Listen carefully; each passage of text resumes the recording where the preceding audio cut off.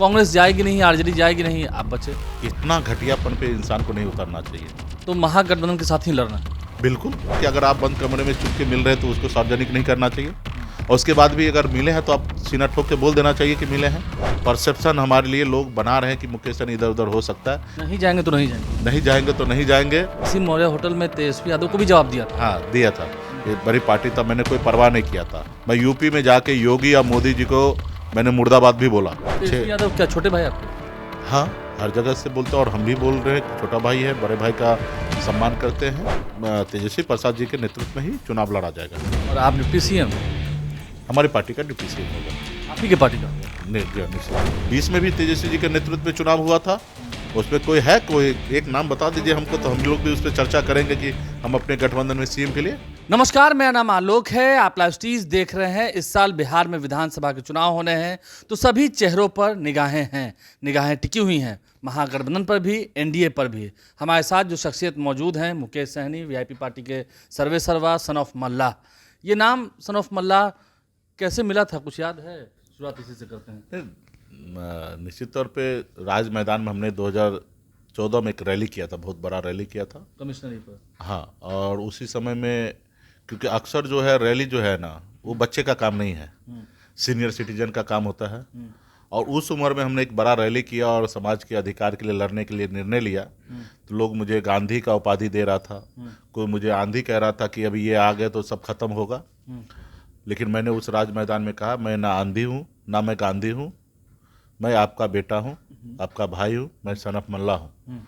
और उस रोज से लोग फिर मुझे सन ऑफ मल्ला से के नाम से लोग उपाधि देने लगा, बोलने लगा। और उसके बाद फिर आगे मैं चलते रहा। आप सन ऑफ मल्ला है, निषादों की बात? जी हाँ, निषादों की रिजर्वेशन की बात कर रहे हैं। मैं निषाद की बात क्या करता हूँ, मेरा परिवार है निषाद, मैं उनका परिवार का सदस्य हूँ। और हर एक व्यक्ति का अपने परिवार के लिए सोचने का अधिकार होता है। और मैं अपने परिवार के बारे में सोचता हूँ कि मेरे साथ अन्याय जो हो रहा है उसके लिए लड़ाई लड़ रहा हूँ। अभी भी अन्याय हो ही रहा है। हाँ, निश्चित तौर पर अन्याय हो रहा है।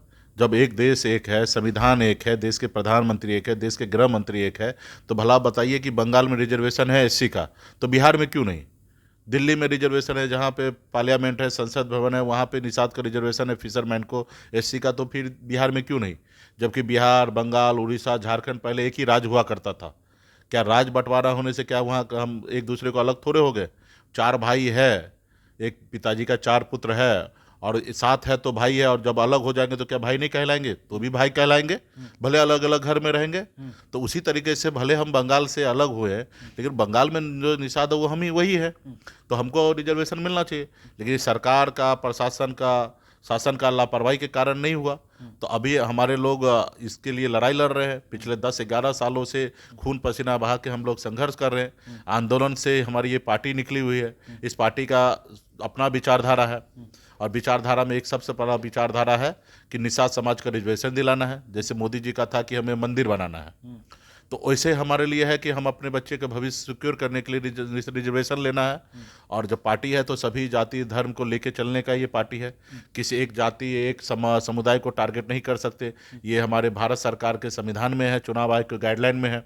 और उस चुनाव आयोग को गाइडलाइन जो है, उस गाइडलाइन को हम लोग फॉलो करते हैं। लेकिन हर एक पार्टी का एक अपना विचार होता है, तो उस विचार के तहत निषाद के लिए लड़ाई लड़ रहे हैं। हमें पता है कि ये लड़ाई अंजाम तक तब पहुंचेगा जब उसका भाई, उसका बेटा उस जगह पे पहुंच जाएगा।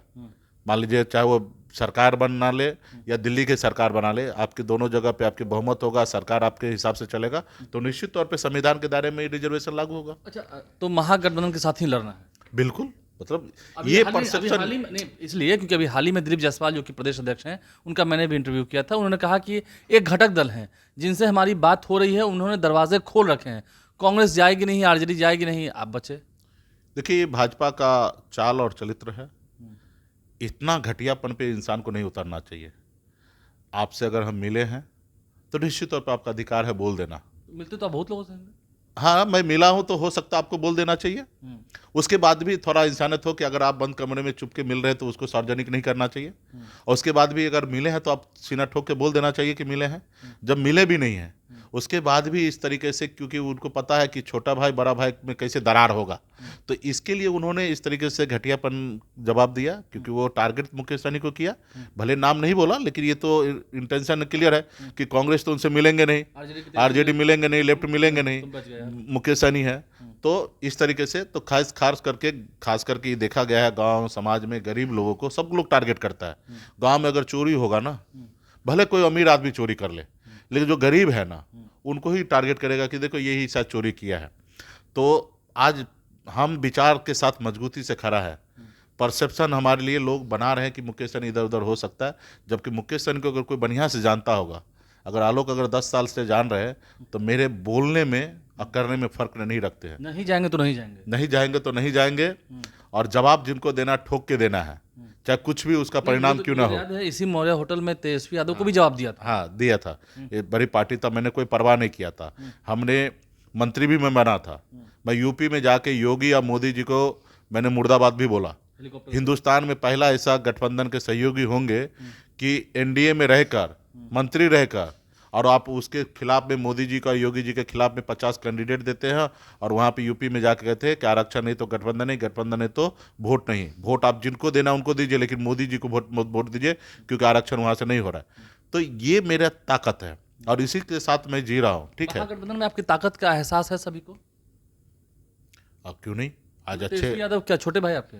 हाँ, हर जगह से बोलते हैं, और हम भी बोल रहे हैं कि छोटा भाई है, बड़े भाई का सम्मान करते हैं। तो सीएम के फेस पर इतना विवाद क्यों हो रहा है, चर्चा? कोई विवाद नहीं है भाई, कौन बोला विवाद है? कौन है? क्या 2020 में भी तेजस्वी जी के नेतृत्व में चुनाव हुआ था, उसमें कोई है? कोई एक नाम बता दीजिए हमको, तो हम लोग भी उस पर चर्चा करेंगे कि हम अपने गठबंधन में सीएम के लिए। हाँ, एक प्रक्रिया है, प्रक्रिया के तहत सब चीज़ हो जाएगा, लेकिन क्लियर है कि तेजस्वी प्रसाद जी के नेतृत्व में ही चुनाव लड़ा जाएगा। और आप डिप्टी सीएम? हमारी पार्टी का डिप्टी सीएम होगा। आप ही के पार्टी का होगा? निश्चित। क्यों, कांग्रेस पार्टी नहीं है क्या? उसका भी सोचा जाएगा, उधर भी कोई अगर चेहरा होगा। वोट के मामले में देखें तो आप अपने आप को ज्यादा बड़ा मानते हैं? क्यों नहीं मानते हैं तुलना में? हम कांग्रेस से क्या, हमारे आप चुनाव आयोग के वेबसाइट पे जाके देखिए, जब वो बोछा में चुनाव लड़ा, हमको 30,000 वोट मिला, उनको 1,300 वोट मिला। हमको सिमरी बख्तियारपुर में 25,000 वोट मिला, वही बगल में कुशेश्वर में उनको 4,000 वोट मिला। वही मुंगेर में गए थे 3,500 वोट मिला। हमको कुरनी में भी 10,000 वोट मिला। तो उपचुनाव जब लड़ते, अकेले लड़ते, तो आपका वोट का ताकत दिखता है कि आपके लोग आपके साथ हैं। रहा कि देश की सबसे बड़ी पार्टी है कांग्रेस, उनका तुलना वीआईपी पार्टी कभी नहीं कर सकता है। देश लेवल पे बड़ी पार्टी है, उनके पास 100 सांसद है, हमारे पास एक भी सांसद नहीं है। तो देश लेवल पे सबसे बड़ी पार्टी तो है ही, लेकिन राज्य में निश्चित तौर पे हमारे पास एक अपना वोट बैंक है। और राज्य में उनके भी एक समय था कि उनके अपने दम पे राज्य में सरकार था, उनके मुख्यमंत्री हुआ करते थे बिहार में, और अभी भी उनके एक विचार है, जो लोग कनेक्ट रहते हैं। तो कांग्रेस पार्टी को हमसे छोटा पार्टी आप नहीं बताइए। हाँ, वोट मामले में आज की तारीख में वीआईपी पार्टी का एक अपना बड़ा वोट बैंक है। तो महागठबंधन में नंबर 2 मान सकते हैं? 2 एक करने की कोई बात नहीं है। आरजेडी तो बड़ी पार्टी है ना? हाँ हाँ, आरजेडी बड़ी पार्टी है, उसके साथ जितने भी सहयोगी है, सब पार्टी सबका अपना वजूद है। अब अभी आरजेडी बड़ी होने से क्या होगा, उनके साथ लेफ्ट नहीं रहेंगे या कांग्रेस नहीं रहेंगे या वीआईपी नहीं रहेंगे तो क्या होगा, 0 पे आउट हो जाएंगे। इस गठबंधन में एक भी घटक दल नहीं रहेंगे तो नुकसान होगा, नुकसान होना है। तो इसलिए मेरे पास भी मैं अकेले क्या कर लूंगा, भले मेरे पास 25,000 30,000 35,000 वोट लाते तो क्या होता है, इससे हम दूसरे को हरा देते, हम जीत तो नहीं पाते। तो मेरे लिए भी जरूरी है गठबंधन, और उसी तरीके से गठबंधन के सभी साथी को जरूरी है एक दूसरे का तालमेल। क्योंकि अगर हमको लालू जी के विचारधारा को जमीन पे उतारना है, जमीन पे बैठने वाले को अगर कुर्सी पे बैठाना है, सामाजिक न्याय को मजबूत करना है, जैसे नीतीश जी ने भी तेजस्वी जी के साथ सरकार बनाए और कैसे बिहार में बड़े संख्या में लोगों को नौकरी दिया गया, ये नीतीश जी का विजन नहीं है, ये लालू जी का विजन है। किस तरीके से जाति आधारित गणना किया गया और उसमें कहा गया कि जो भी गरीब लोग हैं उनको 2 लाख रुपया हर एक आदमी को दिया जाएगा, परिवार को दिया जाएगा, ये नीतीश जी का विजन है, वो लालू जी का विजन है। ठीक है, लेकिन नीतीश जी ने भी बिहार में बहुत काम किया, ये बात भी सही है, आप मानते हैं ना? किए थे, 5 से लेकर 20 तक किया है? नहीं, 5 से लेकर 12 तक किए। 12 के बाद वो मोदी जी से लड़ने लगे। अगर नहीं लड़ाई लड़ते तो निश्चित तौर पर बिहार का बहुत भरा होता, लेकिन वो कुर्सी के लिए लड़ाई लड़ने लगे, जिसके कारण है कि कुर्सी तो हमेशा उसको मिलते रहा, कभी 15 में उधर जाके, कभी 21 में इधर से इधर जाके कुर्सी तो मिलते रहा। लेकिन बिहार का कहीं कहीं ना कहीं जब लड़ाई होता है, आप ही के घर में, मेरे घर में अगर लड़ाई होगा तो तनाव के कारण जो काम सही होना चाहिए वो सही नहीं होगा। तो ये हुआ। और अभी तो नीतीश जी फिट नहीं है, मानसिक शारीरिक फिट नहीं है, तबीयत जो है अस्वस्थ है। तो अभी तो वो खुद ही देख ही नहीं रहे हैं, अभी भाषण नहीं दे रहे हैं, अभी उनका सरकार जो है खुद नहीं चला रहे हैं, ब्यूरोक्रेट चला रहे हैं। अब ब्यूरोक्रेट क्या ही चलाएंगे, क्योंकि जनता के द्वारा नेता चुना जाता है और नेता को पता होता है कि 5 साल में हमको डिलीवरी देना है, नहीं देंगे तो हमको जनता बदल देगा। लेकिन ब्यूरोक्रेट का तो है कि एक बार नौकरी पा गया, 60 साल के बाद ही रिटायरमेंट होना है। वो काम अच्छा करे बुरा करे उससे कोई लेना देना नहीं है। तो ब्यूरोक्रेट सरकार कभी नहीं अच्छे से चला सकते हैं। ब्यूरोक्रेट के ऊपर एक नेता का व्यवस्था किया गया और जनता को ने उनको चुना है, और जनता का डर से हर नेता को काम करना रहता है। नहीं, जो आप बातें कह रहे हैं हर जगह सभाओं में जो कह रहे हैं, ठीक है, नीतीश जी पर तो आगे थे, आप हर जगह तेजस्वी यादव के सामने भी कई बार कह चुके हैं, इन बातों को लेकर चर्चा होती है कि तेजस्वी यादव सीएम, अति पिछड़ा का बेटा डिप्टी सीएम। हाँ, नहीं तो ये इसमें कोई बात, तो आपकी बात हो गई है इस बातें, जो बड़ी पार्टी है, मैं बड़ी पार्टी अब उनके मुंह पे अगर हम बोलते हैं, वो मंच पे बैठे हैं, उनके सामने अगर हम बोल रहे हैं तो बगैर अंदाजा में तो नहीं बोल सकते हैं। यही बात है कि उन्होंने रोका तो नहीं कभी। कभी रोका भी नहीं, और हमेशा साथ दिए हैं, सहयोग किए हैं। अब बक्सर में चुनाव हो रहा तो उनके मंच पे हमने कहा है, और आपके जरिए कह रहे हैं, हर जगह कह रहे हैं कि निश्चित तौर पे जिनका जो हिस्सेदारी है, हम लोग क्या कहते हैं, हम वही कहते हैं ना, जाति आधारित गणना क्यों कराना है, जिनकी जितनी संख्या है उतनी उसको हिस्सेदारी। तो हिस्सेदारी तो सबको ईमानदारी से देना पड़ेगा। तो हमारी पार्टी के पास एक क्षमता ताकत है। तो निश्चित तौर पे आज बिहार में अति पिछड़ा का 37% वोट है। आप 37% वोट को क्या देंगे? डिप्टी सीएम भी देने में क्या दिक्कत है भाई? हमको कर्पूरी ठाकुर जी के बाद पहली बार ऐसा हुआ कि अति पिछड़ा समाज में एक जागरूकता आया, और एक अति पिछड़ा में एक बड़ा वोट बैंक जो है निषाद समाज 14% मुकेश सहनी को अपना भाई अपना नेता मान लिया है। और उसके बाद तमाम अति पिछड़ा जितना भी है सब मान रहे हैं कि फ्यूचर में एक हमारे अति पिछड़ा समाज से एक लीडर उपलब्ध होगा। अभी हमने घोषणा भी किया कार्यकारिणी में कि हमको जितना भी सीट मिलेगा उसका आधा सीट एससी और अति पिछड़ा को हम लड़ाएंगे। आपने 60 सीटों की बात की थी कि हम 60 सीट लड़ेंगे, लेकिन उसमें जितना भी सीट हमको मिलेगा, 1-2 सीट कम ज्यादा वो कोई बड़ी बात नहीं है। हम विजन से 60-30 तो नहीं हो सकता है। नहीं, आपने कहा 1-2 सीटें कम, ठीक है। हाँ ठीक है, समझ गया ना, 1-2 सीट कम होगा। 60-30 तो नहीं हो सकता है, बिल्कुल ही नहीं होना चाहिए, बिल्कुल नहीं होना चाहिए। नहीं होना चाहिए। और जितने भी सीट मिलेगा उसमें आधा सीट है ना एससी और अति पिछड़ा को हम लोग लड़ाएंगे, ठीक है। और इस विजन से हम लोग चल रहे हैं। तो आज अति पिछड़ा को तो आपको जगह बनाना ही है, हमारे एससी भाई को जगह बनाना है, एसटी के लोगों को जगह बनाना है, ओबीसी इंटैक्ट ओबीसी को जगह बनाना है। वही तुम कह रहे हैं। आपको लगता है कि पिछली बार भी ठीक, आप जब नहीं थे सरकार नहीं बन पाई, इसका खामियाजा तो भुगतना पड़ा था। साथ नहीं रहेंगे तो फिर सरकार नहीं बनेगी, ये भी तय।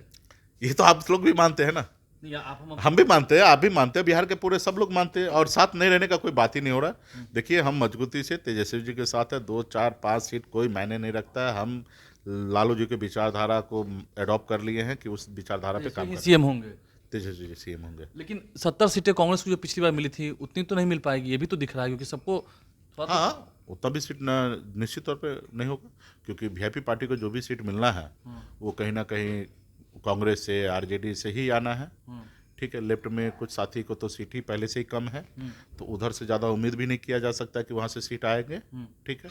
लेकिन अब मेजर बड़े पार्टी जो है ये इधर से ही आना है। पिछली बार अगर सरकार नहीं बना तो कांग्रेस का ही स्ट्राइक रेट बहुत पुअर रहा है, कि तो वो भी इस बार मंथन करना है कि सब सीट पर 1 to 1 देखा जाएगा, कौन कैंडिडेट है, किस समुदाय से है, वो सबको देख के चुनाव लड़ा जाएगा। लेकिन मुझे लगता है सब आदमी ईमानदारी से काम करेंगे। सीट मायने नहीं रखता। अभी 70 सीट लड़के ही क्या, जब 19 सीट जीत रहे हैं, हम ही 60 सीट ही लड़के क्या जिसमें हम कम सीट जीते।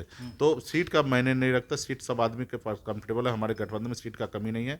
हम लोग 2-4 सीट अन्य लोग को भी एडजस्टमेंट करने के लिए तैयार है। नहीं, लेकिन मुकेश सहनी तो होता ना, लास्ट मोमेंट पर नाराज हो जाते हैं। मुकेश सहनी के गुस्से का कहर भी देखा है लोगों ने। नहीं, नाराजगी का वजह निश्चित तौर पे हम गठबंधन क्यों करते हैं, क्योंकि हमारी पार्टी भी मजबूत हो, हमारे विचारधारा मजबूती से लागू हो, तो इसलिए गठबंधन करते हैं। तो गठबंधन में अभी यहाँ पे 10 आदमी के लिए चाय आया और आपके लिए चाय नहीं आएगा तो आपको बुरा तो लगेगा। तो बुरा लगने जैसा हम सभी गठबंधन के साथी को किसी के लिए कुछ नहीं करना चाहिए। हमको मान लेना चाहिए कि देश लेवल पे कांग्रेस सबसे बड़ी पार्टी है, तो कांग्रेस को भी मान लेना चाहिए कि बिहार में आरजेडी सबसे बड़ी पार्टी है। ठीक है, तो इसके साथ अगर सब चलेंगे तो कहीं कोई दिक्कत नहीं होगा। मतलब फैक्ट वाली बात बोलो कि सही है, मानना पड़ेगा। हाँ, ये मानना पड़ेगा, सबको एक दूसरे को मानना पड़ेगा। मुकेश सहनी हमारे साथ थे। न मैं गिरा न मेरे हौसलों के मीनार गिरे, लेकिन मुझे गिराने में कई हर बार गिरे। ये मुकेश सहनी का कहने का लहजा था। सरकार तो बनेगी ही बनेगी, लेकिन मुकेश सहनी का जो अंदाज है वो आपने सुना है। एनडीए अलग अलग बातें कर रही है, एनडीए तरह तरह की बात कर, कुछ दिन पहले चिराग पासवान पर भी आप कर रहे थे, वो अपनी बात रख रहे थे। नहीं, ठीक है, चिराग पासवान जी का पता चल रहा है कि वहाँ से एनडीए से थोड़ा लड़ रहे हैं, तो एनडीए से लड़ाई हो रही है उनकी। नहीं, कह रहे हैं कि सीएम बनेंगे, ये करेंगे, वो करेंगे, शायद ऐसा सुनने के उनके लिए अरुण भारती सांसद कर रहे हैं। हाँ, कह रहे हैं, लेकिन ये सब ऐसा कोई बात नहीं है। वो सिर्फ 2-4 सीट कैसे बढ़ जाए उनके लिए सोच रहे हैं, और रहा कि वो उसमें वो क्षमता नहीं है कि मोदी जी से लड़ ले। चिराग में क्षमता नहीं है। क्षमता, अगर क्षमता रहता तो पिछली बार ही 2020 में बीजेपी के सामने भी चुनाव लड़ लेते और बीजेपी एनडीए का सरकार नहीं बनता उस समय में, लेकिन वहाँ पे तो हनुमान बने थे।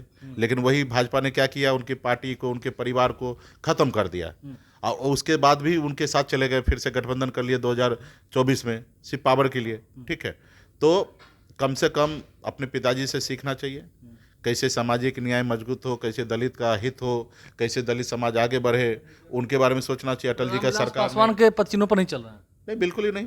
उन्होंने तो अटल बिहारी वाजपेयी का सरकार गिरा दिए, सरकार से बाहर निकल गए। वो ऐसे महान नेता थे, तो उस रास्ते पे आपको चलना चाहिए।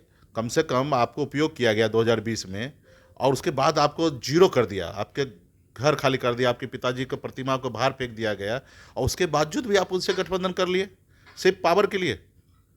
अब जबकि आपको इनाम देना चाहिए 2020 में जो आपने किया था, उसके एवज में आपको इनाम देना चाहिए, लेकिन क्या किया आपके साथ। और उसके बाद भी फिर भी इसमें आपने उनके साथ चले गए।